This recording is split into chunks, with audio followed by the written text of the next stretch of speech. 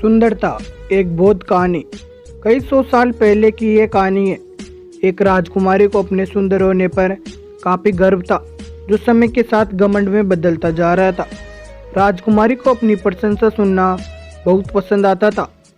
अक्सर वो अपने नौकर, सिपाहियों और प्रधानों से अपनी सुंदरता के बारे में पूछती और बदले में सब उसके सुंदरता की खूब बढ़ चढ़ के प्रशंसा किया करते। एक बार राजकुमारी ने दूसरे राज्य से उसके राज्य में आए प्रवासियों से पूछा कि क्या उन्होंने किसी और राज्य में मुझसे ज़्यादा सुंदर औरत कहीं देखी है।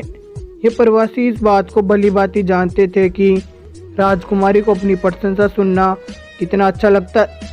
हालांकि राजकुमारी सच में देखने में सुंदर थी, लेकिन इन प्रवासियों ने उन्हें खुश करने के लिए उनकी कुछ ज़्यादा ही प्रशंसा कर दी। प्रवासियों ने कहा कि उन्होंने अपने राज्य में तो क्या, किसी भी राज्य में उनके जितना ज़्यादा सुंदर औरत कभी नहीं देखी है। राजकुमारी अपनी इतनी ज़्यादा प्रशंसा सुनकर खुश हो गई और अब वो हर प्रवासी से अपनी तारीफ सुनना चाहती थी। एक बार उसके राज्य में एक साधु आया। राजकुमारी ने उसे भी अपने दरबार में बुलाया और वही सवाल पूछा कि क्या उन्होंने राजकुमारी से ज़्यादा सुंदर औरत कहीं देखी है। साधु ने राजकुमारी से कहा कि हाँ, उन्होंने सुबह उनसे भी ज़्यादा सुंदर औरत को देखा है। सभी साधु की बात सुनकर हैरान थे। राजकुमारी ने साधु से पूछा, कौन है वो औरत। साधु ने कहा, सुबह मैंने आपको देखा था, तब आप अब से ज़्यादा सुंदर थे। साधु की बात सुनकर सभी दंग थे। राजकुमारी ने अपनी सेवकों से पूछा कि क्या वो अभी सुबह से कम सुंदर नजर आ रही है।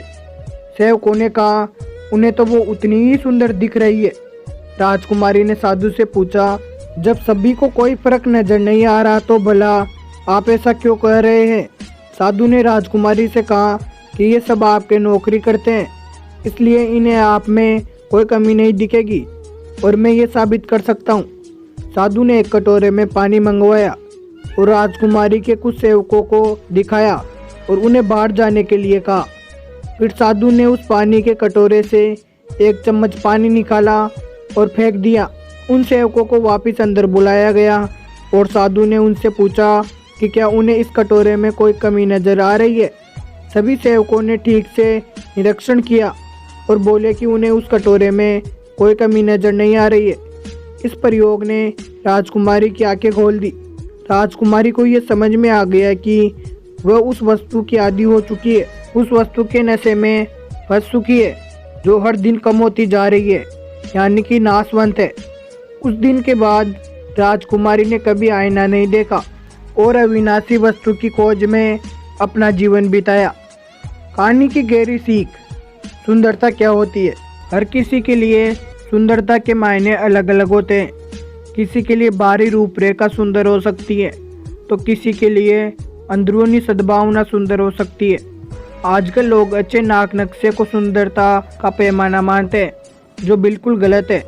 सुंदरता अच्छे स्वभाव, अच्छे विचार और अच्छे कर्मों से निर्धारित की जानी चाहिए।